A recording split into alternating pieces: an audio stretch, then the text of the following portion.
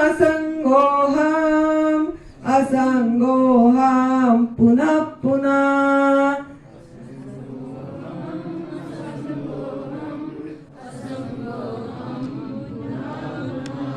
सच्चिदानंद रूपाय अहमेव अहमव्ययम्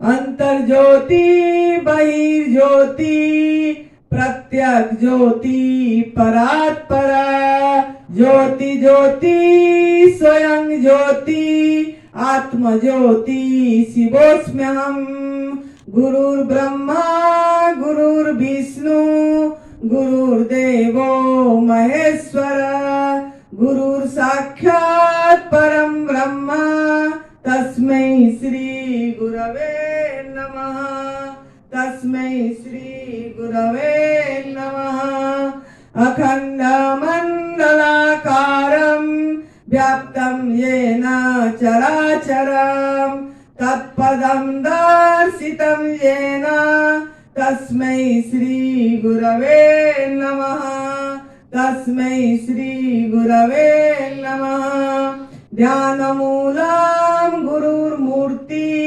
पूजामूलं गुरुर्पदं मंत्रमूलं गुरुर्वाक्यं मुख्यमूलं गुरुर्कृपा मुख्यमूलं गुरुर्कृपा।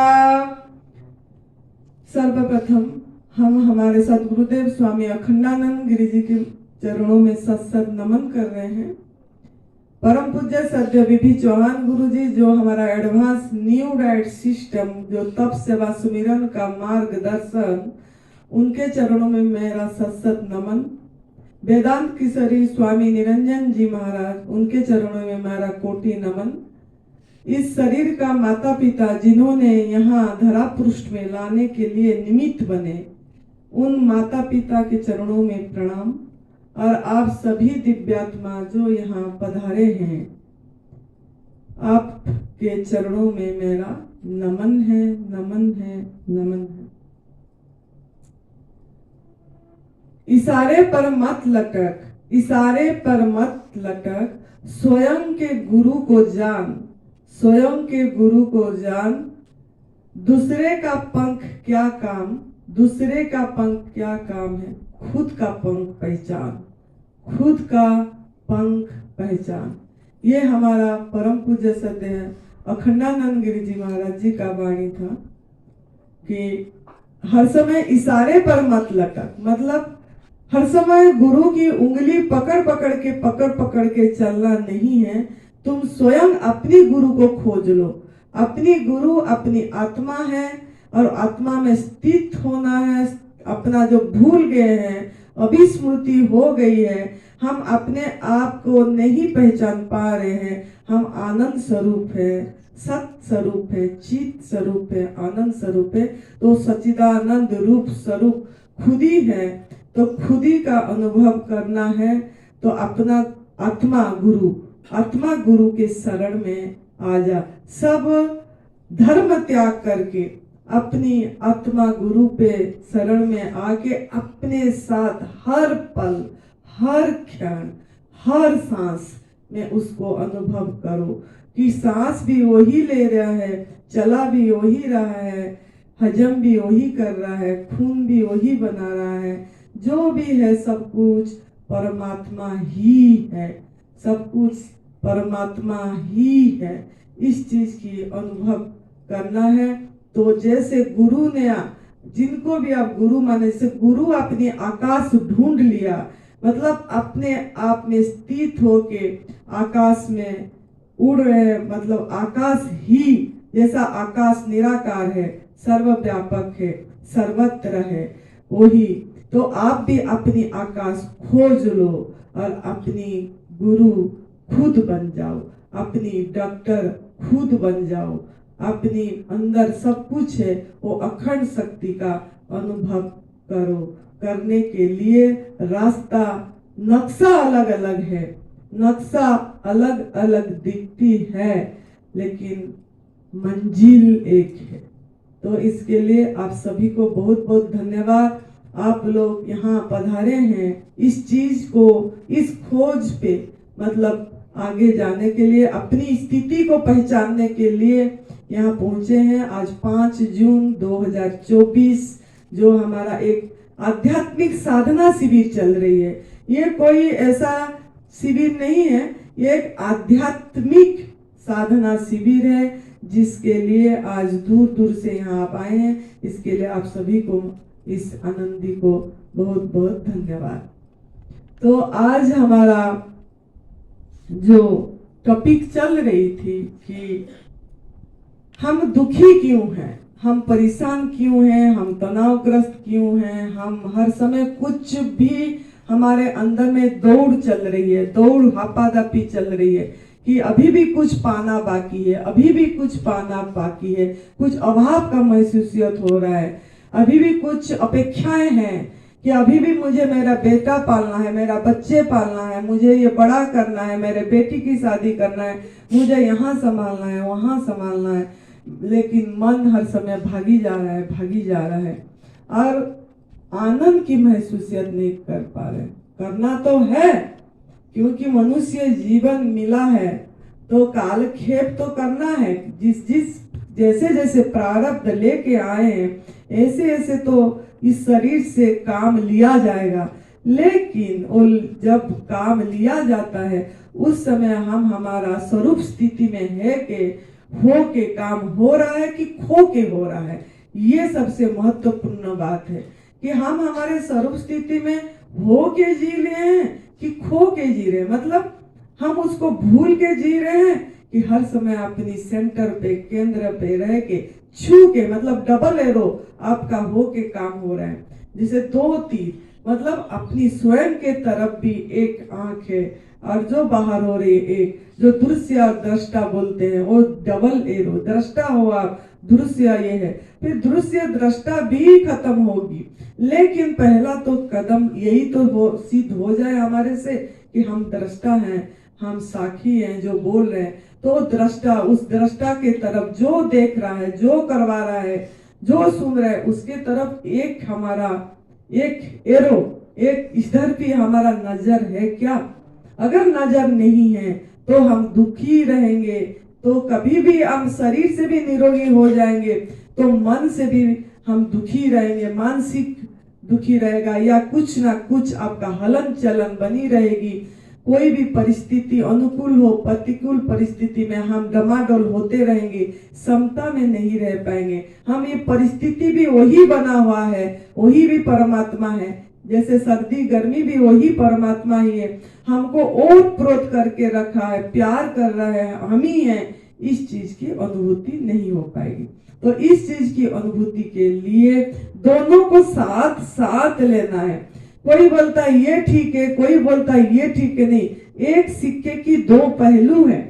कोई भी आप आत्मज्ञान पे जा रहे हैं या तप सेवा सुमिरन का मार्ग में जा रहे हैं, दोनों एक ही सिक्का का 2 पहलू है, दोनों एक पंख है, 2 पंख है।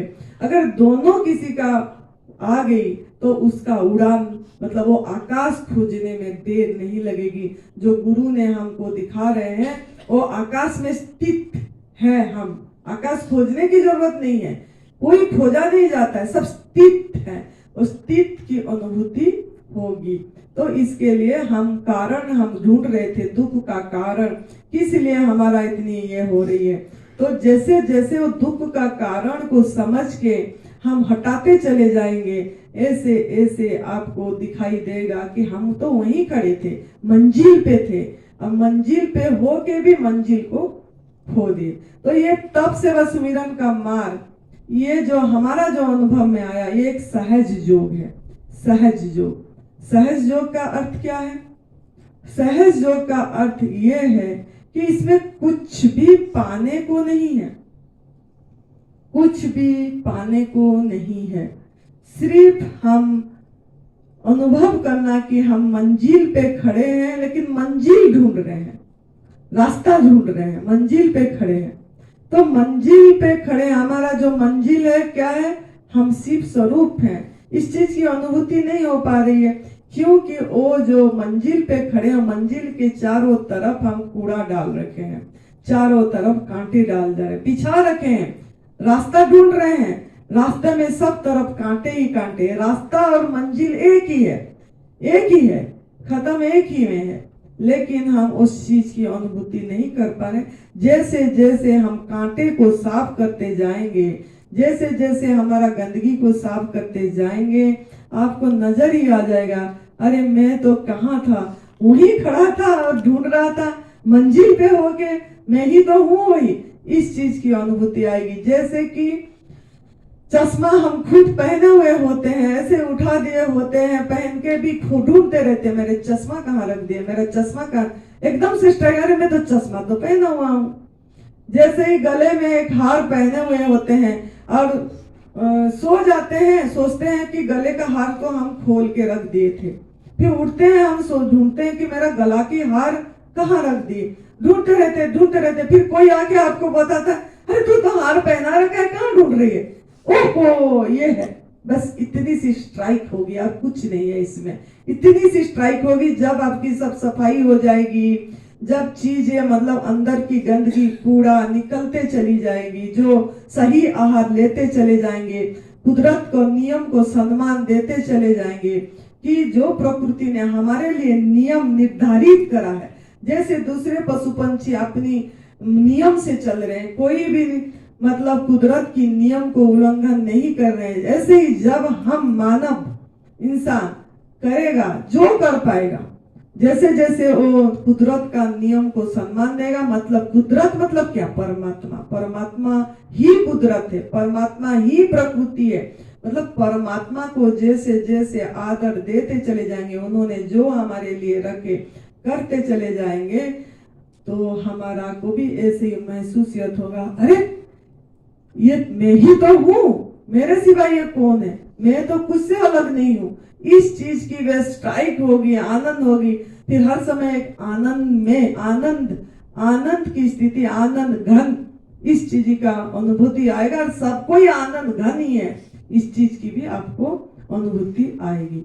तो इसके लिए जो हम प्रयास कर रहे थे जानने के लिए कि जो हमारा दुख का कारण है वो ये है कि हमारा अंदर एक सभी के प्रति जियो और जीने दो का भाव नहीं आई। हमने इंसान अपने आप को कुछ श्रेष्ठ माना, कुछ ज्यादा, कुछ अपने आप को अलग मान लिया, कि हमारा बुद्धि जो प्रभु दिए हैं और बुद्धि की, विवेक की दुरुपयोग किए, हम उसका सदुपयोग नहीं किए। तो हम इसके कारण जैसे जैसे बताया गया, हम बताए भी गए आपको, जैसे हमारा संस्कार डाला गया वो सब हम करते चले गए। तो अब हमको समझना है कि जीवन जीने की जो ढंग है, वो जीवन जीने की ढंग 3 तरह की है। जीवन जीने की ढंग, जैसे जीवन जी रहे हैं, जो हमारा अनुभव में आया वो हम बता रहे हैं। कोई भय में जी रहा है, जीवन जी रहा है, भय मतलब दुख, संताप, एक पीड़ा, कुछ भय, भय क्या, मेरा धन न खो जाए, मुझे मौत न आ जाए, मेरे को बीमारी आ गया, मेरे बच्चे अभी कैसे होंगे, मतलब हर समय एक कुछ ना कुछ भय। नहीं तो अतीत में कुछ भी घट गया है तो अतीत को, घटना को याद करके मतलब भयभीत रहते हैं, भयभीत। ऐसे कुछ लोग ऐसे भय में जीते हैं, कुछ लोग लोभ में जीते हैं। लोभ मतलब महत्वाकांक्षा, कुछ पाने की। भय में यह है कि ये मेरा खो ना जाए, धन खो ना जाए, कुछ नहीं तो आनंद खो ना जाए। और लोग बोलते हैं ओ उसी समय मेरा बहुत स्थिति अच्छा था, ध्यान का स्थिति भी बहुत अच्छी थी, वो स्थिति अब नहीं आ रही है, मतलब हम उसी अतीत पे जा रहे हैं। हम हैं वो आनंद स्वरूप, अभी भी अनुभव में नहीं आया और हम उसी को याद कर रहे हैं, मतलब जो हो गया था अभी क्यों नहीं, अभी कैसे नहीं हो पा रहा है, मतलब भय। तो और लोभ ये है कि कुछ पाने की, अभी भी कुछ बाकी है पाने की, अभी मुझे ये करना है, मुझे तो अभी बंगलो बनाना है, मुझे तो अभी गाड़ियां लाना है, मुझे तो अभी एक गाड़ी है तो 4 गाड़ियां करना है, अभी तो मेरा एक बंगलो है और एक मंजिल हो जाता तो अच्छा होता। मतलब इतनी महत्वाकांक्षा में जी रहे हैं। लेकिन ये बात अगर हमारा महत्वाकांक्षा ये हो जाता तब भी चलता कि अभी तक मैंने अपने जीवन अपने आप को नहीं पहचाना, अभी तक मेरे अंदर में ये जिज्ञासा नहीं हुई मैं कौन हूँ, अभी तक मेरा ये जिज्ञासा नहीं हुआ कि ये दुनिया में हो क्या रहा है, ये दुनिया का सृष्टि कैसे हुई, ये सब जानने की इच्छा नहीं हुई। ये अगर हो जाए, ये लोभ हो जाए कि मैं किसी भी तरह अपने आप को पहचानूंगी, मेरा अभी बहुत जीवन बहुत अनमोल है, पता नहीं कब मेरा सांस निकल जाएगी, पता नहीं आज मेरा आखिर जीवन न हो जाए, तो मुझे कैसे ये मिले, इसमें अगर लोभ करें, जैसे ज्ञान, जो ज्ञान पे अगर लोभ करें, जैसे यहाँ परम पूज्य स्वामी जी आए हैं कि ये ज्ञान सुनाने के लिए, लेकिन हम उसको मूल्यबोध नहीं दे पा रहे हैं, हम खाली हमारा भय है, भय को मूल्यबोध दे रहे हैं कि मेरा मौत न हो जाए, मेरा शरीर ना निकल जाए, मतलब भय पे जीवन ज्यादा बिता रहे हैं। अगर लोभ पे भी थोड़ा, लोभ भय से थोड़ी सी आगे है, थोड़ी सी, इतनी सी आगे है, क्यों ना, कम से कम लोभ, अगर आपका लोभ धन में है, अगर आपका लोभ कुछ मेरे बच्चे में है, या इसे मेरा बच्चा हो जाए, मेरा बच्चा धन कमा ले या बाहर ले, तो वो लोभ भी आपको दुख में ही लेगा। लेकिन अगर आपका लोभ ये है कि एक क्षण भी मेरा ऐसा ना निकल जाए कि मैं अपने स्वरूप स्थिति में से हट जाऊं, मैं देह भाव में आ जाऊं, देह भाव से दूर हो जाए मेरा, ये अगर लोभ आ जाए, ये अगर महत्वाकांक्षा हो जाए, तो कितनी बड़ी बात होगी। तो यही महत्वाकांक्षा आपको फिर तीसरी स्टेज पे ले जाएगी। लेकिन अगर आप ऐसे दोनों में, जैसा भौतिक लोभ में अगर रहेंगे कि भौतिक लोभ ये है कि जैसा बताए धन हो जाए, ये पा जाऊं, वो पा जाऊं, ऐसा हो जाए, मैं एक IAS ऑफिसर हो जाऊं, मैं एक IPS ऑफिसर हो जाऊं, ये सब भौतिक है। अगर इसमें है तो आप कभी भी वो तीसरी स्टेज पे जा नहीं पाएंगे।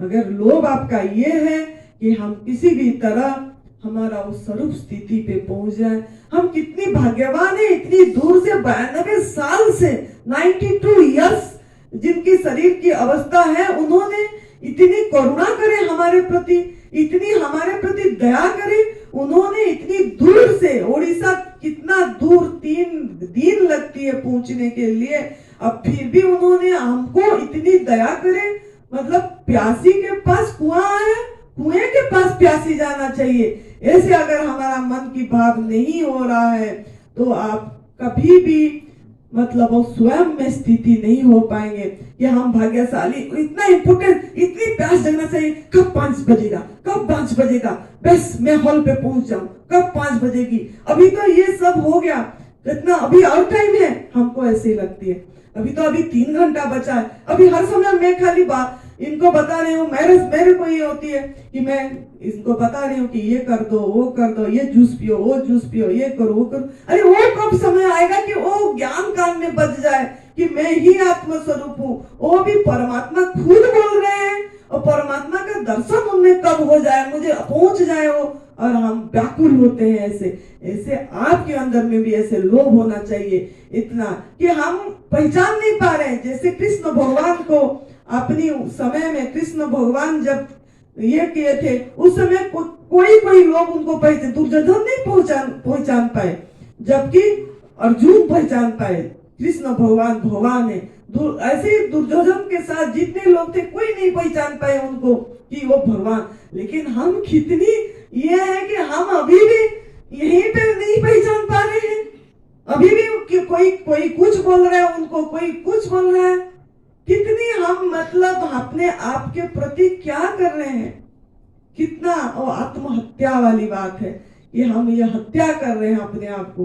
तो आपके अंदर में इतनी जिज्ञासा जागृत हो जाना, इसको लोभ बोला जाता है। ऐसे जिज्ञासा जागृत हो जाए कि मैं किसी भी तरह 5 बजने के 5 मिनट पहले मैं पहले बैठूं, आगे आके मैं आके यहाँ पे बैठूं और इंतजार करूं। अगर आप इंतजार करते होंगे तो आपका भी वो स्मरण बनती रहेगी, या अभी वो आत्मज्ञान आएगी, अभी वो चीज होगा, अभी वो चीज होगा। और अगर आप बाहर जाके अभी तो 15 मिनट मिल गया मोबाइल देखने के लिए, देख दूं, तो आप बहिर्मुख हो गए, फिर संसार में घुसे, फिर संसार में घुसे। जो समय मिला 10 मिनट अगर आप यहाँ इंतजार करेंगे उनकी, तो आपका वो आत्मचिंतन में जाएगा। अगर 10 मिनट आप ऊपर जाके फिर मोबाइल में फिर इससे उससे बात करें, तो आपका वो संसार चिंतन में जाएगा। तो अभी आपको निर्णय करना है कि आपको आत्मचिंतन में जाना है कि संसार की चिंतन में जाना है।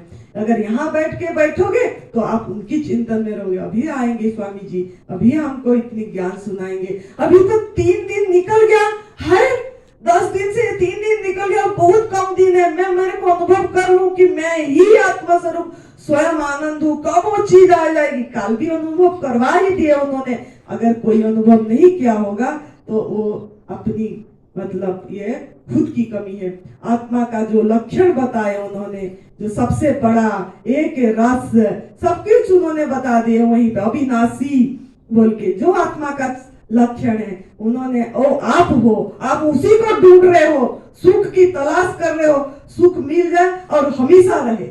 आप लोगों भी सुख ढूंढ रहे हो, लेकिन वो सुख गलत स्थान पे ढूंढ रहे हो जहां मिलेगी नहीं। जो रस ढूंढ रहे हो वो गलत स्थान पे ढूंढ रहे हो, वो रस को जो परमानेंट नहीं है, जो टेम्पररी है। धन में ढूंढ रहे हो, ध्यान में ढूंढ रहे हो, या पति पे ढूंढ रहे हो, पत्नी पे ढूंढ रहे हो, पुत्र पे ढूंढ रहे हो, या अपनी क्या उपाधि पे ढूंढ रहे हो कि मुझे ये पोजीशन में ढूंढ रहे हो, इस तरह क्या, या जूस पे ढूंढ रहे हो। वो जो जूस रस पी रहे हैं वो रस तो क्षणिक है, वो आत्मा रस नहीं है, वो एक रस नहीं रहेगा। क्यों ना, कभी मौसमी रस मिल रही है, कभी गाजर की रस मिल रही है, कभी पेठा की रस, एक रस तो नहीं मिला। लेकिन वो रस के पीछे, इसको आप दर्शन कर सकते हो जब भी पियो, कि चाहे वो अलग अलग रस दिखा, लेकिन वो रस को बनाने वाले जो हैं वो रस एक है, वो रस एक है। जो वो सृष्टि करे, जो चीज दिए, अगर वो रस के अंदर आप वो रस, एक रस को देख सको कि जो बनाया और जो पी रहा है वो एक है, वो एक है, तो आपकी साधना सफल हुई।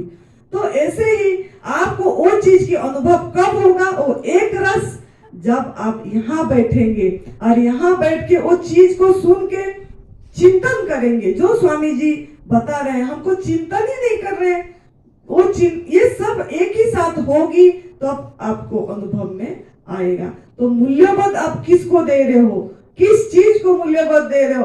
रोगी का देखो, आप, मैं अभी भी बता रही हूँ, अगर किसी को कैंसर है, अगर वो कैंसर में खाली मेरा रोग ठीक हो जाए भाव में करेगा, तो भगवान जाने कब वो रोग ठीक होगा, 8 महीने के बाद कि 7 महीने के बाद वो रोग ठीक होगा। लेकिन अगर आप ये सोच रहे हो कि ये शरीर मैं नहीं हूं, ये मैं सही रास्ता तब से मैं सुमिरन का मार्ग में पकड़ ली, अब मेरे को मेरे आहार क्या पता लग गया, मेरा गलतियां क्या पता लग गया, मैं इसके लिए प्रायश्चित कर रही हूँ, अब मैं सही रास्ता पकड़ ली हूँ, अब मेरा ये रोग जाए न जाए इससे मेरा कोई मतलब नहीं है। मेरा मतलब तो ये है कि मैं शिव स्वरूप हूँ, मैं सच्चिदानंद स्वरूप हूँ। इस चीज की अनुभव हो जाए, इस चीज की अनुभव हो जाए, अगर आपका मन ऐसा तड़प होगा, तो आपका चाहे रोग ठीक भी नहीं हुआ है और आप यह ज्ञान सुन रहे हो, या सुन के आपकी प्राण भी निकल गया, तो आपका मुक्ति हो ही जाएगी। आप कभी भी यार इसी जन्म मरण की चक्र में नहीं आ पाएंगे। अगर आएंगे भी तो मनुष्य जीवन जरूर मिलेगा, पशु जीवन या 84 लाख में धक्के खाना नहीं पड़ेगा। आपका यात्रा जहां पे छुट्टी होगी उसी यात्रा आगे जाएगा, मनुष्य जीवन मिलेगा। और मनुष्य जीवन से जहां भी आपका यात्रा छूटा होगा, चाहे 2 जन्म लगेगा, चाहे 3 जन्म लगेगी, लेकिन आपका यात्रा आगे जाएगी, ना कि पीछे जाएगी, 84 लाख जोनी में धक्के खाएगा। तो अभी आपको निर्णय करना है, आप ये आत्मज्ञान सुन के आपको मनुष्य जीवन फिर से पाओगे कि फिर वो 84 लाख जोनी में जाके फिर पुनरपि जननम पुनरपि मरणम पुनरपि जननी जठरे शयनम। इसीलिए भज गोविंदम गोविंदम भज मूढ़मते। तो अगर आपको गोविंद का वो भजन करना है, अगर आपको इसी रास्ता में आगे जाना है, मतलब अपने को अनुभव करने की ये में, तो वो जो पहले जो हमने बोले, इशारे पर मत लटक, स्वयं का गुरु को जान, दूसरे का पंख क्या काम, खुद का पंख पहचान। तो अपने को इसी को मूल्यबद्ध देना पड़ेगा। ये तो छोटी छोटी चीजें हैं, अपने आप दासी जैसे आपके पीछे पीछे फिरेंगे। आप बोलोगे कि अरे मैं तो ये सोचा ही नहीं था, ये भी मिल गया, ये भी मिल गया, ये भी मिल गया। जो आप भाग रहे हैं कि मुझे कार मिल जाए, मुझे धन मिल जाए, मुझे पैसा मिल जाए, मुझे पद मिल जाए, मेरे बच्चा हो जाए, मेरा ये हो जाए, मेरा वो हो जाए, वो तो ऐसे ऐसे आपके दासी की तरह आएंगे पीछे पीछे। अगर आप अनमोल चीज को इम्पोर्टेंट दोगे कि मैं ही ब्रह्म हूँ, इस चीज की अनुभव के लिए मेरा जन्म हुआ है, इस चीज को जब आप ध्यान देंगे और मूल्य मत देंगे तो खुद नियति यूनिवर्स आपको इसीलिए पहुंचा है। फिर भी हम कोई समझ नहीं पा रहे। जो भाग्यशाली है वो समझ पा रहे हैं, बैठ रहे हैं आके। जो भाग्यशाली नहीं है, जिनका भाग्य में नहीं लिखा है, जो दुर्भाग्य में है, जो इस चीज को महत्व नहीं दे पा रहे हैं, उनका कसूर भी नहीं है। अभी उनका पात्र नहीं बना है, अभी उनके पात्रता हुई नहीं है, अभी उन्होंने अपने को बुलंद नहीं कर पाए हैं। जब उन्होंने पात्र बनेगा तब पता नहीं ये कब खिसक गए होंगे। तो आपको अभी निर्णय करना है, आप शाम का 5 बजे के क्लास में यहाँ एंट्री करेंगे या नहीं करेंगे। ये आनंदी माँ इसी से बैठ के बता रही है कि आपको अगर मुक्त होना है, आपको अगर अपने आप को पहचानना है, आपको अगर अपना स्वयं का गुरु बनना है, तो आप जरूर जरूर ये 7 दिन जो बाकी बचा है इस क्लास को अटेंड करिए। देखिए मेरे इसी में मेरा रोंगटा खड़ा हो जा रहा है बोलते समय। ये नहीं बोल रही है, ये परमात्मा खुद बोल रहे हैं। फिर भी अगर हम धक्के खाएंगे तो आप जानो ये हमको जगाना हमारा फर्ज था, क्योंकि हमको नियति ने ये ड्यूटी दी है कि जो भी कहीं पे गलत हो रहे हैं तो उनको जगा दे। बाकी जागना नहीं जागना, सोना, बेहोश जीवन जीना, क्या करना ये आपके ऊपर है। हम आपको कोई उसमें ये नहीं करेंगे, लेकिन आपको जगाएंगे जरूर, इस ड्यूटी के जगाएंगे जरूर। तो आप अभी निर्णय करना है कि आप मनुष्य जीवन मिला है किस लिए।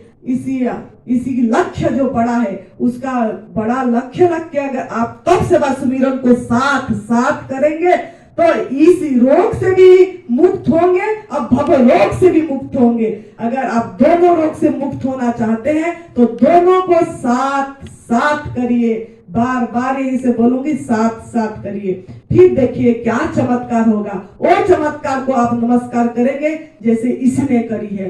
इसने भी ऐसे ही जीवन जिया, इसने भी यही रहा, यही सब कुछ किए।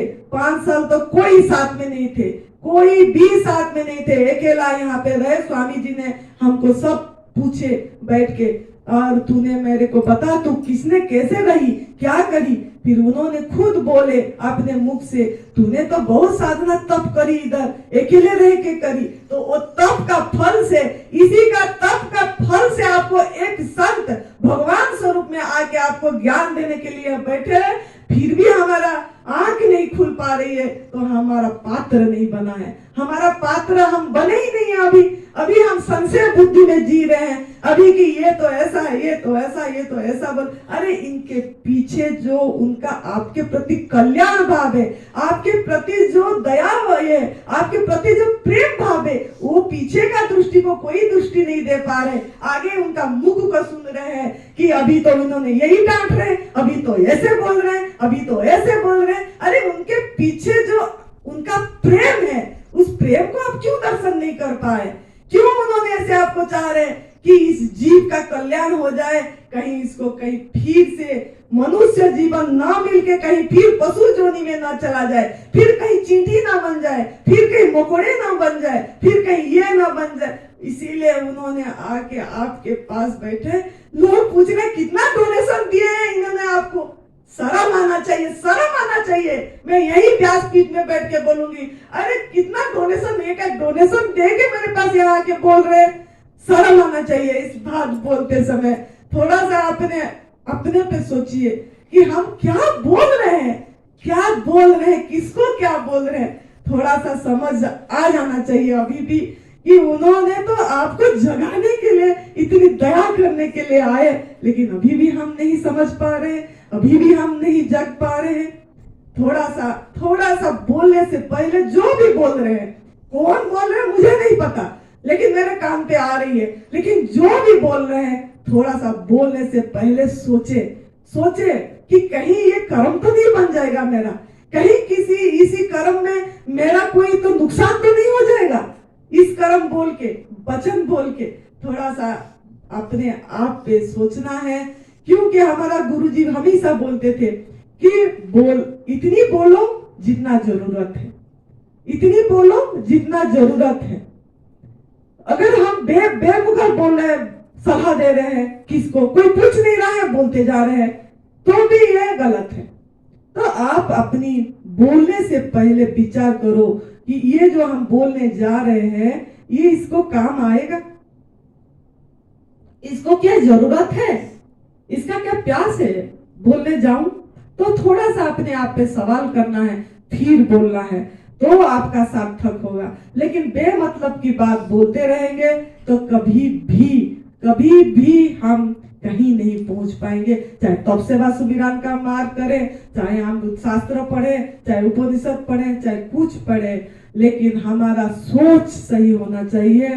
सोच अगर सही नहीं होगी तो हम कभी भी कहीं नहीं पहुंच पाएंगे। जैसे सुरेश जी को भी बहुत बोलते हैं, सुरेश बोलता रहता है, ये तो गुस्सा होता है, ये तो ये होता है, तो उनके पीछे उनका प्रेम को नहीं देखे। वो अगर बोल रहे हैं जैसे कि आप इसको कर पाओ, आप तप सेवा सुमिरन को अच्छी से अपना पाओ, आप अपनी क्विक फूड छोड़ पाओ, नमक छोड़ पाओ, और आप अपनी सही रास्ता को पकड़ के जा पाओ। अगर वो ऐसे नहीं बोलेंगे तो आप तो करोगे नहीं। अगर आप ढीले हो जाएंगे, आप तो जाके पका खाओगे, फिर आग में पका वाला भोजन, फिर नमक खाओगे।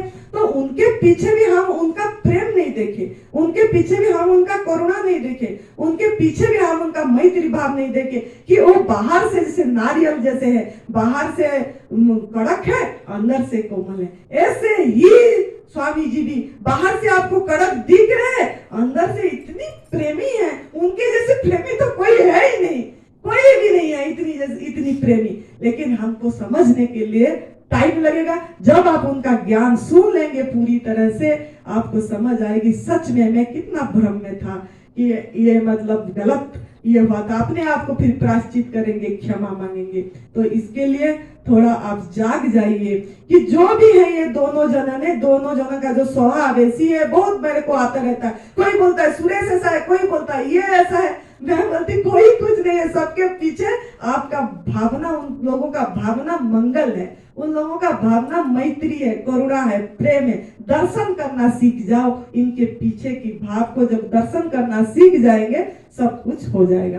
तो अभी हम यही देखो, हम सोचे थे कुछ दूसरे बोलने के लिए, लेकिन हम व्यासपीठ में बैठे तो परमात्मा कुछ दूसरे निकाला। इसमें मेरे अंदर से मेरे कुछ सोच के आती हूँ कि मुझे आज ये टॉपिक लेना है, लेकिन वो टॉपिक आती नहीं है। जब आते समय जब हम स्तुति करते हैं गुरु का, तब वो गुरु ही अंदर से बुलवाता है। जब स्तुति करते हैं गुरु का, सोच के आते हैं मैंने आज ये बताना, लेकिन जब गुरु की स्तुति होती है, वो गुरु ही अंदर से, वो आत्मा गुरु ही बुलवाता है। तो अगर आपका मेरे बात से, वचन से किसी को भी कष्ट पहुंची है तो मुझे क्षमा कर देना। लेकिन मैं इस शरीर में बोलने के लिए मजबूर हो गई। लेकिन अगर फिर भी कष्ट है तो इसी को क्षमा प्रार्थी है, आप लोग इसको क्षमा कर देना। पर दूसरा टॉपिक ये है हमारा, जो मैं सोची थी अगर कवर हो जाएगी, देखते हैं अभी। तो वो है हमारा जो कल हम देखे थे, दो तरह के ढंग बता दी, तीसरी कट गई, तीसरी बता देती हूँ, फिर इसमें जाएंगे। तो भया और लोभ से चली थी। लोभ के बाद तीसरी हमारा ये है कि जो अपने सत्य की रास्ता को देख लेता है, वास्तविक सत्यों को देख लेता है, वो बहुत क्वचित लोग होते हैं, कम लोग होते हैं जो सत्य की रास्ता को देख लेता है। वो है कि अभी और यहीं, जैसे स्वामी जी ने कल दिखाए, अभी और यहीं दिखाए, परमात्मा का अनुभव करवा दे। लेकिन उसको अनुभव कोई लोग कर पाएंगे जिनका पात्र शुद्ध होगा, जिनका पात्र निर्मल होगा, जिनके पात्र में गंदगी नहीं होगी, वो जल्दी से उसको उसी समय अनुभव कर लेगा। तो हमारा सत्य की रास्ता, वास्तविक सत्य की रास्ता ये है कि हम सत स्वरूप हूँ, चित स्वरूप हूँ, आनंद स्वरूप हूँ। इसी में हमारा अनुभूति अनुभूति हो जाए। ये तीसरे ढंग का जीने की लोग हैं।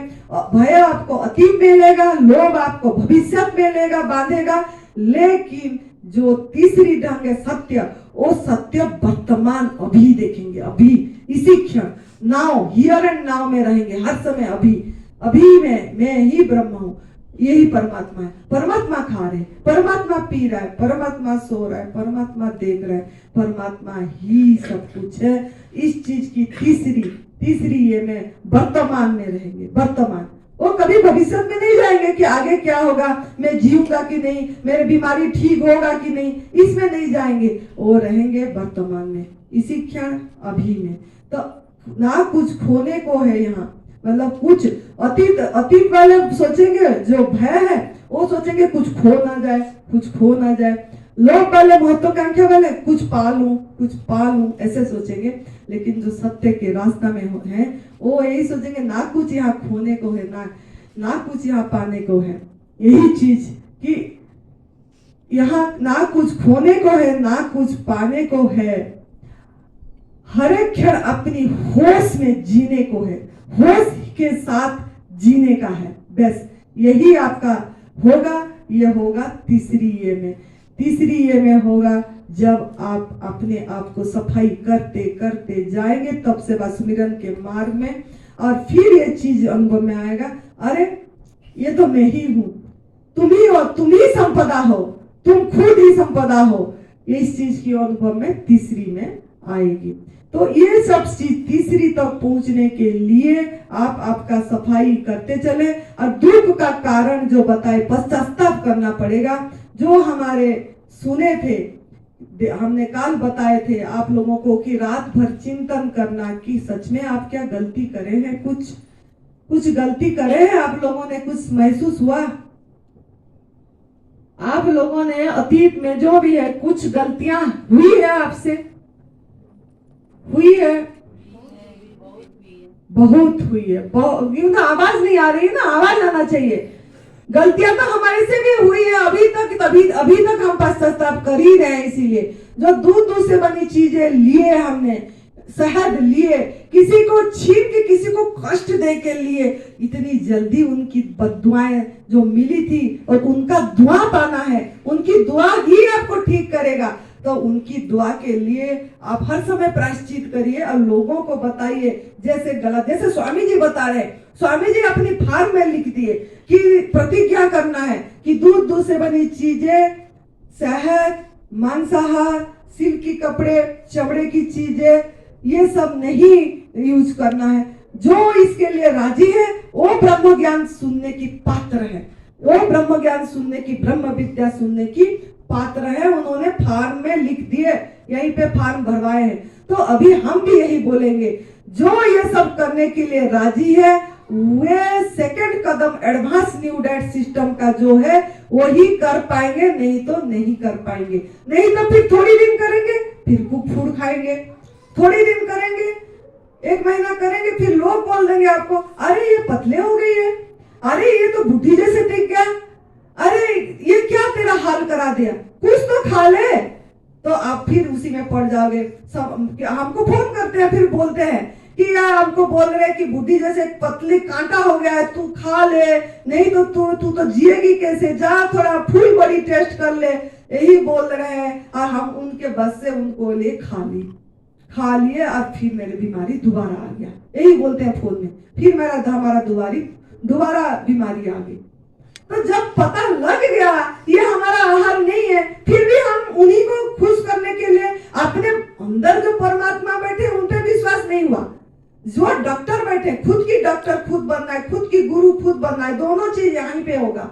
खुद की डॉक्टर भी खुद बन के जाएंगे आप, खुद की गुरु भी खुद बन के जाएंगे। एक पल में 2 काम हो रहा है। कितना भाग्यशाली है आप लोगों ने। तो आप लोगों ने खुद की डॉक्टर बनना है तो उन लोगों का बात को छोड़ दीजिए, उनका बात को ये ना अपने को देखे। जैसे इसमें भी ऐसे हुई थी, 73 किलो वेट थी, शरीर की 37 किलो हो गया, वेट ऐसे ही हो गए थे। लोग भी बहुत बोले, उसका अनुभव तो बाद में सुनाएंगे। लेकिन फिर भी इसी आहार से, इसी फल सब्जी सलाद, गवर्नमेंट फूड पे ही वजन बढ़ा और इस शरीर का वजन अभी 60 किलो वजन है। 5.5 साल से ये एक भी चम्मच आग में पका वाला भोजन नहीं खाई है, नहीं ली है। तो इसकी अगर वजन बढ़ गई, 37 किलो से 60 किलो वेट हो गया, तो आपका क्यों नहीं होगा? इसकी अगर आप लोगों को इतनी भरोसा होना चाहिए, धीरज रखना चाहिए, पेशेंस रखना चाहिए। दूसरा, सबसे बड़ा रोग क्या कहेंगे लोग, ये हमने पढ़ी कि लोग ये बोल रहे हैं, लोग ये बोल रहे हैं। थोड़ा 1.5 साल लगेगी नया जन्म मिलने के लिए, आपको 1.5 साल इंतजार करना पड़ेगा इस शरीर, क्योंकि आपकी सब सेल बदलेगी, सब कोष बदलेगा, खून बदलेगी। माता पिता जो जन्म दिया है सेल, वो भी न्यू बर्न होगा आपका।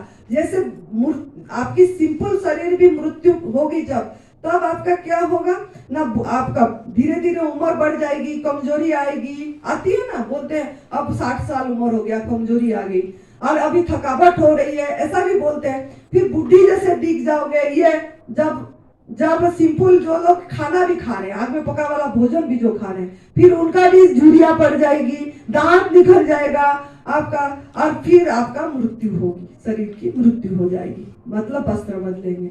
लेकिन आप जीते जी आपका शरीर की मृत्यु देखना है, तो ये तप सेवा सुमिरन का मार्ग को पूरी तरह जैसा बोला जा रहा है ऐसा करिए और अनुभव करिए कि अरे ये शरीर के प्रति मैं इतनी ये होती हूँ, ये तो जीते जी मर गया, जीते जी बुढ़ी हो गई। मतलब कम उम्र में ये शरीर जब करे थी 43 साल उम्र था, 43 ईयर्स शरीर की थी। 43 ईयर्स में मैं देख ली, मेरा बुढ़ी होना भी देख ली, बाल झड़ना भी देख ली। जैसे बुढ़ी होने से बाल झड़ जाती है, निकल जाती है अभी, और वो अपने आप मतलब झुर्रियां, पेट लटक जाती है, मसल्स लूज हो जाती है, सब हो गई इस शरीर की, सब हो गई थी इस शरीर की। हमने अपनी मृत्यु अपनी आंखों से देख लिए, सत्य देख लिए कि अच्छा ये शरीर के हाल आखिर में यही होगा। कमजोरी भी आई, थकावट भी आई। लोग बोलते हैं एनडीएस करने से कमजोरी आती है, थकावट आती है। समझो बात को, आप बुढ़ी होगे, बुढ़ा होगे, कमजोरी भी आएगी, थकावट भी आएगी, तब जाके फिर आपका नया वो जन्म होगी, फिर जाके आपका वो चीज अपने आप वो बैठे हैं ना, आपका परमात्मा ही तो कर रहे हैं, आप ही थोड़ी कर रहे हो। जो भी आपके साथ ये शरीर के साथ घटा, वो तो परमात्मा ही कर रहे हैं, आप नहीं कर रहे हो कुछ। आप तो खाली उनको सही आहार दे रहे हो। पत्रम पुष्पम फलम तोयम, ये सही आहार ही खाली अंदर डाले हो और सफाई करे। जो आपने गलती करे, गंदगी सफाई करे, प्रायश्चित करे। जो गलती करे, दूध से बनी चीजें लिए, नॉनवेज खाया कोई, अंडा खाया कोई, शहद खाया कोई, सिल्क के कपड़े पहना, ये सब का सब चीज को समझ के त्याग करे, प्रायश्चित करे और सही आहार डाले। और गंदगी जो डाले थे अंदर, शरीर के अंदर, एनीमा का माध्यम में सफाई करे, उपवास के माध्यम से सफाई करते चले और धीरज रखे। मतलब धीरज, प्रतीक्षा का फल मीठा होता है, तो प्रतीक्षा करना है हमको। तो जब ऐसे करेंगे, तो जैसे माँ का गर्भ में 9 महीना आप रहते हैं, माँ का गर्भ में, फिर बाहर आते हैं, तो 9 महीने आपको बड़े होने में लगता है, चलने फिरने में फिर लग जाती है 1 साल के आसपास। तो टोटल आप कितना, 18 महीने आपको लगा खड़े होने में, ऐसे भी आम चलने फिरने में। ऐसे ही आपका 18 महीने इंतजार करना पड़ेगा। आपकी ओजन बढ़ेगी, अपने आप बढ़ेगी। वो बैठे हैं आपका फिकर करने के लिए, जिसका मैं जिक्र करता हूँ वही मेरा फिकर करता है। ये भाव होना चाहिए कि मैं जिन आनंद स्वरूप को अनुभव कर रही हूँ, वो तो मेरा सब कुछ कर रहे हैं, वो फिकर कर रहे हैं, हम क्यों चिंता कर रहे हैं। हम तो चिंतन करना है कि मैं शिव स्वरूप हूँ, मैं सच्चिदानंद स्वरूप हूँ। कहीं मेरा ये शरीर के चक्कर में मेरा ये चिंतन न छूट जाए, ये चिंता के चक्कर में मेरा कहीं चिंतन न छूट जाए। ये मन में भाव होना चाहिए, ना कि ओजन की चिंता ना करके भजन की चिंता करिए। फिर देखिए क्या चमत्कार होगा। तो आपको इंतजार करना पड़ेगा, जैसा इसने इंतजार करी। फिर अपने आप शरीर सब स्किन बढ़िया हो गई है, अपने आप मसल्स अभी भी मैं दिखा सकती हूँ। ये देखिए, आपके इसके जैसे आपका मसल्स भी नहीं होगा। जो मसल्स लूज थी वो मसल्स भी टाइट है, सब कुछ। पेट जो लटक गया था वो पेट भी ठीक हो गई, लेकिन समय लगा 18 महीना। जो बाल झड़ गई थी, जो बाल निकल गई थी, वो बाल भी सही हो गया। अभी इतनी बाल है। ये बेटी ने, प्रीति ने बता रही थी, माता जी आपका माँ, आपके बाल तो लंबा हो गया, बहुत बढ़िया, काला भी हो गया। बोली, तू बोली ना ऐसे, इसी ने खुद बोली कि माँ पिछले साल उसके पिछले जब पहली 2022 में इसने देखी थी तो बाल एकदम पतला हो गई थी, बुढ़ियों का बाल ऐसे हो जाती है, निकल गई थी, सब हो गया था। तो उसने बोली थी माँ उस टाइम तो आपका बाल कुछ भी नहीं था, ऐसे ही थी बाल भी, और अभी तो आपका बाल इतनी बढ़िया हो गया है, क्या करे क्या लगाए क्या? मैंने बोले कुछ भी नहीं करे, ना कुछ लगाए, ना तेल लगाती है, ना शैम्पू करती है, ना सीधी केमिकल फ्री बॉडी है ये बॉडी, बिल्कुल केमिकल कुछ भी नहीं लगती है इसमें, और ऐसे ही जीवन जीती है। तो इसी से अपने आप जब प्रकृति को सम्मान देंगे, भगवान का आदर करेंगे, हम हमारा जो हमारे लिए निर्धारित है कुदरत का नियम को पालन करेंगे, तो अपने आप वो आपकी दायित्व लेगा जैसा इसकी ली है।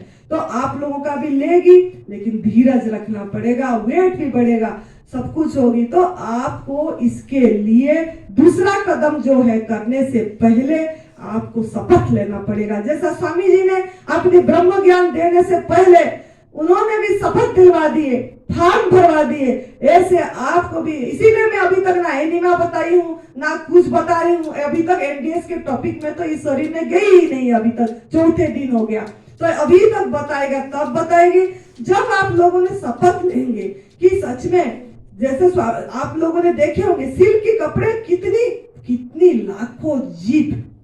लाखों जीव उसमें मृत्यु हो रहे, और वो लाश को हम पहन के कितनी खुश हो रहे, दिखा रहे हैं, ऐसे पार्टी में शादी में जा रहे, 10,000 40,000 का पाटो साड़ी दिए हमने पहनने के लिए, वो ऐसे ही पहनी ऐसे।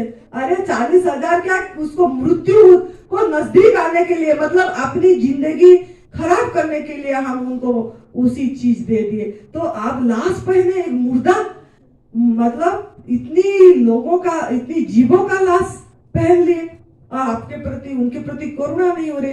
तो आपके घर में अगर अलमारी में सिल्क की कपड़े हैं, जो बनारसी साड़ी पहनते हैं, जो मतलब जो इस तरीका का आती है, वो सिल्क की साड़ी अगर अलमारी में है, तो हाथ जोड़ के यहाँ से मैं निवेदन कर रही हूँ आप लोगों को, सीधी निकालना और सोचना, जला देना और सोचना कि इसमें जो जितने लाख जीव का यहाँ तड़प है, जो तड़प है इस साड़ी में, इसमें जितना जीवों का, वो जीव को कल्याण हो, उद्धार हो जाए, उनको मनुष्य जीवन मिल जाए, इस तरीका का इसने पता नहीं था और इसने लिया। तो मैं उस आत्माओं को क्षमा याचना करो और जला दो कि इसको क्षमा कर दे और आगे से ये नहीं होगा बोल के जला दीजिए। सर्वे भवन्तु सुखिनः, सर्वे सन्तु निरामया, सर्वे भद्राणि पश्यन्तु मा कश्चित् दुःखभाग् भवेत्। आप लोग बोल रहे हैं ऐसे, लेकिन इसका अर्थ स्वामी जी इधर से समझाते हैं, लेकिन हम मुख से बोल रहे हैं, लेकिन अपने पे अप्लाई नहीं कर रहे हैं। स्वामी जी भी बोले ना, बोले उसको समझाए भी, सभी निरोग रहे, सभी सुखी रहे, सबका मंगल हो, ये सब बोले, सब निरोग रहे, सब सुखी रहे, सबका मंगल हो, सब अच्छे से जिए, ये सब बताए। तो ये सब में कौन कौन आए? सब में पूरी सृष्टि आई कि नहीं? उसमें हम भी आए, पूरी 84 लाख जोनी आए। तो उनका आप बोल रहे सबका मंगल हो, सब निरोगी हैं, सब सुखी रहे, बोल रहे हैं, लेकिन उनको सुख दे रहे हो आप लोग?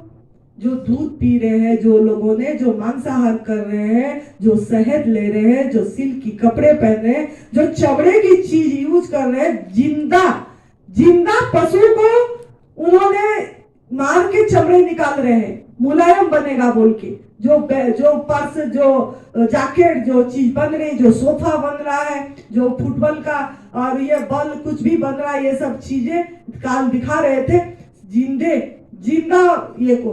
तो इसका भागीदार कौन होगा? इसका भागीदार कौन होगा? और इधर से हम पूजा कर रहे हैं, हवन कर रहे हैं, और भगवान खुश होंगे बोल के दूध डाल रहे हैं, दही डाल रहे हैं, घंटी बजा रहे हैं, शंख फूंक रहे हैं। वो शंख भी गलत है, ढोलक भी गलत है, हारमोनियम भी गलत है। ये ढोलक भी चमड़े की चीजें से आ रही है, और हम ढोलक बजा रहे हैं और नाच रहे हैं, ढोलक बजा रहे हैं, कीर्तन कर रहे हैं, पहुंच जाएंगे हम सोच रहे हैं हम मतलब भगवान का अनुभव, दर्शन हो जाएगा। कितना मान्यता गलत, कितना अंधविश्वास, कितना धारणा हमारा गलत है। थोड़ा सोचिए क्या कर रहे हैं, कहाँ जा रहे हैं हम, ये सब चीजें। तो थोड़ा आप ध्यान दीजिए इस चीज का। और ढोलक भी मत लाइए, मत बजाइए जो चमड़े में बनी, और ढपली भी, और ढबली जो बजा रहे हैं, क्या भगवान को खुश कर रहे हैं कि हम इसमें नाचेंगे, भगवान खुश होंगे, गीत गा रहे हैं बजा बजा के। तो ये कितनी गलत है। तो जब ये चीज नहीं समझ में आएगी, शंख फूंकते रहेंगे कि शंख से भगवान का नाद हो रही है, इससे भगवान का ना शंख आ रही है किसी का जीव हत्या करके, तो थोड़ा ये सब शंखा पहने हैं वो भी दिखाए थे, जीव हत्या होके आ रहा है। तो ये सब चीज हमारा जीवन में इस ऐसे वस्तु कम से कम हम यूज ना करें। और ऐसे ही और भी समझा दे रही हूं, जैसे आप लोग तीर्थ स्थान जाते हैं, बोलते हैं भगवान केदारनाथ बद्रीनाथ जाना है, वैष्णो देवी का दर्शन करके आना है। अगर जाना है अच्छी बात है, जाओ, अपनी टांग का यूज करो। भगवान ने आपको टांग दिए हैं पैदल चल के जाने के दर्शन करने के लिए। आप क्यों किसी को कष्ट दे कि पीठू में बैठ के दर्शन करने जा रहे हो? इसमें क्या आपकी पुण्य हो जाएगा? पाप का भागीदार होंगे। किसी पीठू में बैठ के जा रहे हैं, किसी इंसान का पीठू में, इंसान को भी कष्ट दे रहे हो। वो तो पैसा कमाने के लिए बैठा देगा आपको, लेकिन उसको भी तो कष्ट हो रही है, आपने अपनी वजन दे दिए उसके ऊपर, और वो आपको पीठू में बैठ के आप केदारनाथ जा रहे हो दर्शन करने। तो कहाँ पुण्य हो जाएगी? कैसे पुण्य होगा इसमें? अगर दर्शन भी करना है, तीर्थ स्थान जाना है, तो पैदल जाइए, अपना हिम्मत करिए, रुक रुक के जाइए, कहीं पे थोड़ा थक गए रेस्ट कर दीजिए। भगवान का नाम लेके इस शरीर को परमात्मा का मिलन करने जा रही है, दर्शन करेंगे, ऐसे मजा करके आनंद से जाइए, थोड़ा फिर रुक जाइए, चाहे 4 दिन लगे, समय लेके जाइए 4 दिन, और जाके ऐसे करके दर्शन करके आइए। कौन मना कर रहा है? लेकिन अब इन लोगों को कष्ट दे के करना ये भी गलत है। शादियां कर रहे, घोड़े पे बैठा के ले रहे, और बाद में उसी दिन या दूसरे दिन तलाक का ऑर्डर आ जा रही है, दूसरे दिन पति पत्नी की झगड़ा हो रही है, दूसरे दिन माँ बहू सास की झगड़ा हो रही है। सब क्यों हो रही है? इसीलिए कि हम किसी को बेजुबान को कष्ट दे रहे हैं। वो घोड़े का इतनी चाबुक में मार के उसको लिया जाता है, वो घोड़े में तो बैठ के नाच लिए कि अभी शादी हो रही है, घोड़े में दूल्हा बैठ के आया, और हो क्या रहा है बाद में? शादी के बाद क्या हो रहा है? परिवार में क्या घटित हो रही है? इस चीज को हम नहीं ध्यान दे रहे कि इसको कष्ट दिए बोल के। ऐसे ही मनोरंजन करते हैं, जैसे समुद्र किनारे जाते हैं, ऊंट के ऊपर बैठ जाते हैं। ऊंट, अरे आपको कुछ अब नहीं मिला? समुद्र का देखो ना, लहरें कैसे बुदबुदा, और लहर जल ही है, एक ही है। इसका दर्शन करने क्यों नहीं गए आप? वो परमात्मा, ऐसे हम भी इसी के साथ एक ही है, परमात्मा से वो हमारा जीव का बुदबुदा ये एक ही है, इसका दर्शन करिए जाके। और जल ही है, वो तरंग बुदबुदा लहर उठ रही है, मजे से बैठ के वहां परमात्मा का चिंतन करिए। यहाँ जाके ऊंट पे बैठ के वो ऊंट को मजे से अपने फोटो खींच के ये करना, ये सब गलत है। मनोरंजन के लिए किसी भी प्राणी को व्यवहार करना, इसका भी आप पाप का भागीदार होगे, क्योंकि आपने उसको कष्ट दिए। वहां भी परमात्मा, मतलब परमात्मा को ही कष्ट दिए, ऊंट को नहीं दिए, परमात्मा को दिए। आपने परमात्मा के ऊपर जाके बैठ के एकदम उनका यूज करके उनको मार रहे हो, उनको तालीम दे रहे हो कि ऐसे चलना, ऐसे चलना, ऐसे चलना। जैसे कोल्ड प्रेस का आजकल बहुत रिवाज है, कोल्ड प्रेस ऑयल यूज करना। मैंने बोली क्या है वो ना, कुल्लू का बैल में जो तेल आएगा वो हमारा शरीर के लिए अच्छा है। वो बैल को ऐसे ट्रेनिंग देंगे मार मार के कि घूमना ऐसे, और वो बेचारा कितना 10 किलो राई पीसेंगे तो 1 किलो तेल निकलेगा या कितना, वो उसको इतनी कष्ट देते हैं। और वो तेल में हम खाएंगे तो सोच रहे हेल्थ ठीक रहेगा, हम हेल्दी रहेंगे। क्या गलत, कितना गलत फहमी है हमारे में। अगर तेल से आप ठीक हो जाते तो बीमारी क्यों आया आप लोगों को? तेल खाने से अगर ठीक हो जाते, तेल तो आपकी आहार ही नहीं है। तो इसका भी ध्यान दीजिए। और बाकी घर में कुत्ता पाल रहे हैं, पंछी पाल रहे हैं, कोई खरगोश पाल रहे हैं, ये क्या है? पराधीन जीवन जीने दे रहे हैं उनको। काल बोले ना, आप भी स्वतंत्र चाहते हैं, सबसे बड़ा चीज चाहते हैं, एक रस चाहते हैं, अविनाशी चाहते हैं, और स्वतंत्र। गुलामी जीवन कोई नहीं चाहता। आपको भी कोई थोड़ा सा बोले इधर नहीं जाना, उधर नहीं जाना, ऐसे नहीं पहनना, ये थोड़ा सा आज मर्यादा से पहन, ऐसे कर, तो भी आपको बुरा लग रहा है। तभी आप बोलते हो कि मुझे तो ऐसा रोक टोक पराधीन कर दिए, क्या मेरा जीवन हो गया, मैं वहां तक भी घूमने नहीं जा पाती। अगर आपको ऐसा अनुभव हो रहा है तो उनके प्रति भी ऐसा अनुभव करिए कि हम भी, उनको भी ऐसा फील होता होगा कि मुझे इन्होंने बांध के रख दिए। आपको बदुआएं देते होंगे कि दुआएं देते होंगे? वो लोग क्या देते होंगे जो बांध बांध के रखे आपने सभी को? क्या अधिकार है? बदुआएं मिलती होगी, बोल नहीं पा रहे हैं लेकिन उनका फीलिंग तो है, वाइब्रेशन तो है, उनका ऑरा तो है। क्या आपके पास नहीं आ रही है? आप पर्यावरण की भी खराब कर रहे हैं, नेचर को भी खराब कर रहे हैं, अपने आप को भी खराब कर रहे हैं और उनको भी खराब कर रहे हैं। 3 लोगों को खराब कर रहे हैं आप लोगों ने ये सब चीज करके। तो आप दुआएं लो, दुआएं आपको ठीक करेगा। सभी ने दुआएं, ये पेड़ पौधे के साथ बात करो। मैं भी पेड़ पौधे के साथ जाके बात करती हूँ, आप कैसे हो, आपको पानी चाहिए। अब मेरा जी इधर से घबरा रहा है, मैं आज सवेरे से देख रही हूँ इसमें पानी वो सूख गया, वो मिट्टी, जी घबरा रहा है, इनको पानी चाहिए इसको बोल के। हमारा किसी को यहाँ देख रहे किसी का जी नहीं घबरा रहा है, वो पेड़ को थोड़ा पानी डाल दो, आपका सेवा भाव इतनी नहीं आ रही है और खाली लेना जानते, मुझे फल मिल जाए, मुझे फूल मिल जाए, मुझे खाना मिल जाए, मुझे धन मिल जाए, खाली मिल जाए मिल जाए मिल जाए, बस। कैसे आप लोग स्वस्थ होंगे, कैसे निरोगी होंगे? और इधर बीमारी आया तो परेशान हो रहे हैं। तो सभी बारीकी से थोड़ा समझिए ये सब बात कि हम किसी मतलब पेड़ पौधे से भी बात करें, उनको थोड़ा प्यार करें। आप क्यों इनको प्यार कर रहे हैं जो स्वार्थी है, जो उनको तो स्वार्थ चाहिए। पत्नी को इसीलिए प्यार करेगा पति की वो खाना बना के देगी, नहीं तो नहीं देगी। पत्नी इसीलिए पति को प्यार करेगी, पति कमा के देगी तो फैशन बनाएगी, पहन के जाएगी आएगी, नहीं तो नहीं देगा। ऐसे स्वार्थी है सब, लेकिन ये लोग क्या स्वार्थ है? इन लोगों का क्या स्वार्थ है? ऐसे निस्वार्थ लोगों का भी आपने सेवा करने की इच्छा नहीं हो रही है। बेजुबान का भी आपने सब चीज खींच के ले जा रहे हो, हक मार रहे हो। तो बेजुबान का आवाज बनना है हमको। मतलब आप फल खाने से ठीक नहीं होंगे, बार बार यही से मैं बोलूंगी।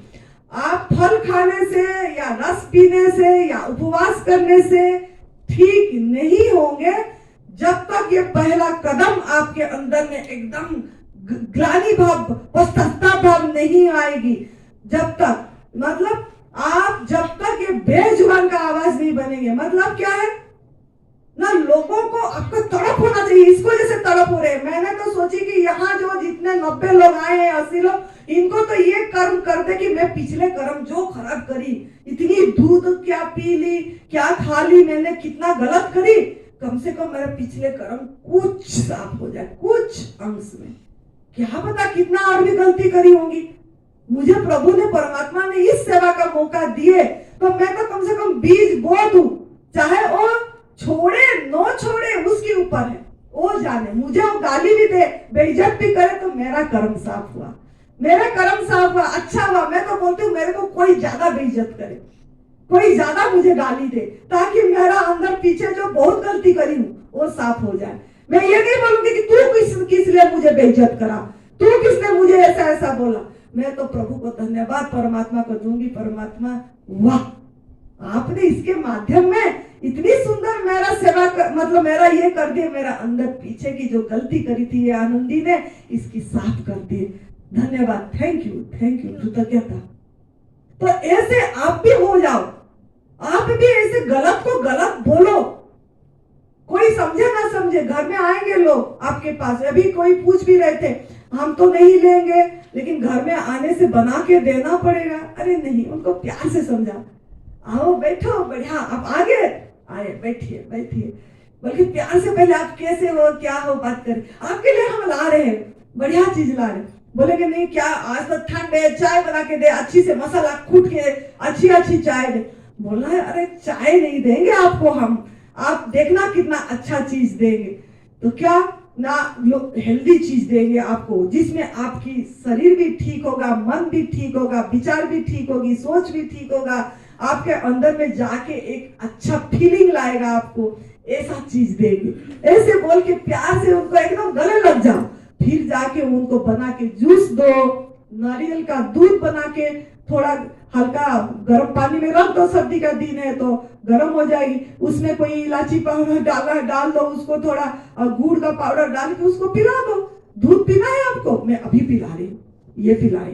तो ऐसे प्यार से किसी को गुस्से से नहीं कि हम तो नहीं खाते, हम तो नहीं लाएंगे, हम तो ऐसा नहीं करेंगे, आप नहीं समझ रहे हो, ऐसा गुस्से से किसी को भी बोलोगे तो आप किसी को असम्मान करें, मतलब अनादर करें, उसका परमात्मा को आदर नहीं करें। बढ़िया से बैठा के प्यार से करना है, सब चीज प्यार। प्रेम में इतनी बल है, प्रेम में आप किसी को भी जीत सकते हो। तो प्यार से बैठा के आप उनको जो आप लेते हैं आहार वो दीजिए। बोला अभी ये लीजिए, फिर देखिए क्या बना के दे रहे, फिर देखिए, फिर अच्छा कलरफुल फ्रूट्स रख दीजिए उनके पास, और देखिए इसमें कितना मिठास है, इसमें हम भी खाएंगे, तुम भी खाएंगे, आप भी खाइए। मतलब मिल के इस तरीके से करेंगे, सब बदल जाते हैं, अपनी वाइब्रेशन ऐसा बन जाती है, सब अच्छे से पलट जाते हैं। तो आपको इस चीज को सोचना है कि हम ऐसा नहीं कि उनका अधीन हो जाए, हम ऐसा बने कि हम खुद मालिक हैं, खुद गुलाम का जीवन नहीं जिएंगे, ना किसी को गुलामी का जीवन जीने देंगे, और हम उनको वही आहार देंगे जो हम कर रहे हैं। ऐसा नहीं कि हम उनको जो उन्होंने बोले वही दे दे, आइसक्रीम उधर से बाहर से मंगा के दे दे, गर्मी हो रही है बोल के, तो ये गलती नहीं करना है, ये भी पाप में जाएगा।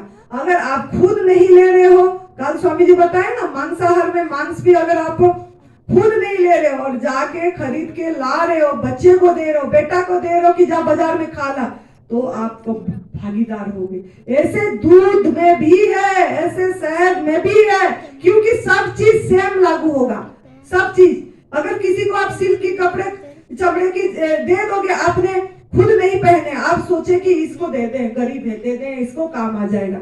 बहुत लोग पूछते हैं मुझे फोन में, उनको दे दें। मैंने बोले क्या आप तो अपनी भाग्य खराब करें, उसकी भी भाग्य खराब करोगे क्या? उसका भी भाग्य खराब होगा, वो पहनेगी तो फिर आप डबल भाग्य खराब होगा, अपनी तो करे उसकी भी करे। तो इसके लिए ये चीज गलती में भी नहीं करना कि मैं ये चमड़े की जूते आज तो खरीद के लाया हूं 4000 दे के, आज फिर इसको जला दूं।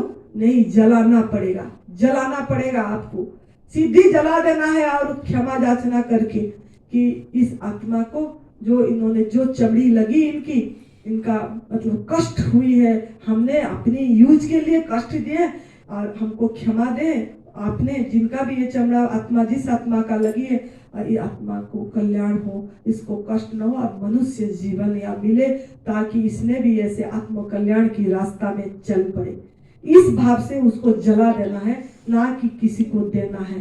तो ये चीज यहीं से सीख के जाइए, घर में जाके अगर है तो तुरंत बेझिझक निकाल के रख दीजिए और देखिए फिर आपके साथ नियति क्या चमत्कार, कैसे दुआएं आएगी आपके प्रति। आपको तो दुआएं लेना है, आपको धन नहीं कमाना है, आपको दुआ कमाना है, दुआ।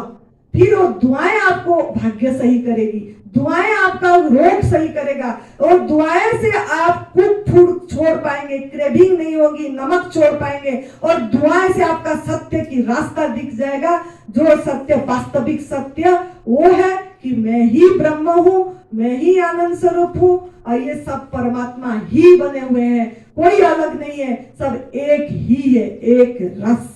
इस दुआओं से उनका अनुभव में आएगा और वो दुआएं आपको निरोगी भी करेगा, स्वस्थ भी करेगा।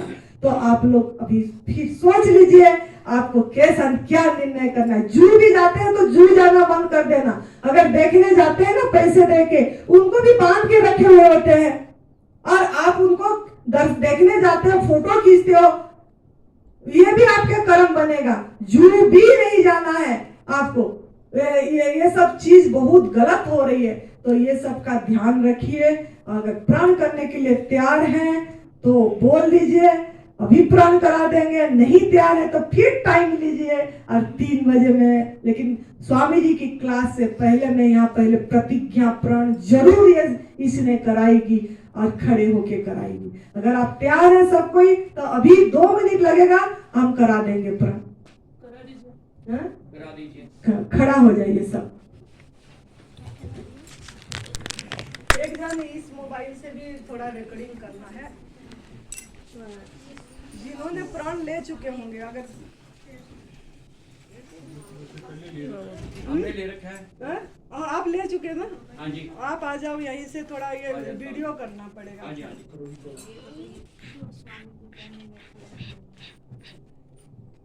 अपनी स्व इच्छा से करना है। हमने हमारा कर्तव्य कर लिए, बीज बो दिए, अब आपका काम है इसको आगे लेना, इस चीज को।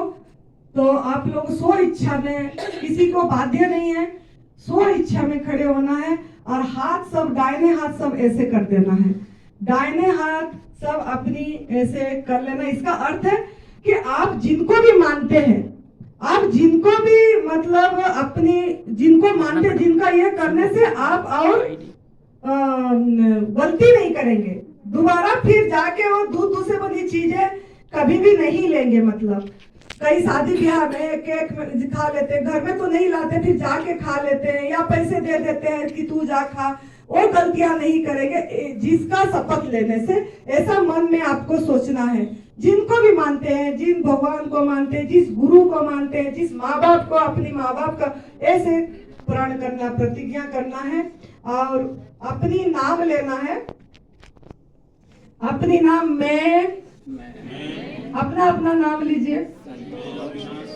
प्रतिज्ञा करता हूँ कि मैं अपने जीवन में किसी भी पशु उत्पाद का सेवन नहीं करूँगा, जिसमें डायरी उत्पाद, शहद, रेशम, चमड़ा, अंडे, मछली, मांस आदि शामिल है। मैं पशु उत्पादों के उपभोग में दूसरों की मदद नहीं करूंगा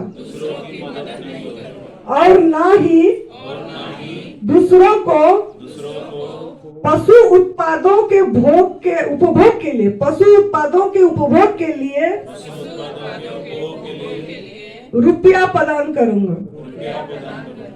मैं अपने जीवन में किसी भी जानवर का उपभोग नहीं करूंगा। मैं पशु क्रूरता के बारे में जागरूकता बढ़ाने के लिए हर संभव अपने आवाज वो बेजुबान के लिए उठाऊंगा। बहुत बहुत धन्यवाद आप सभी को।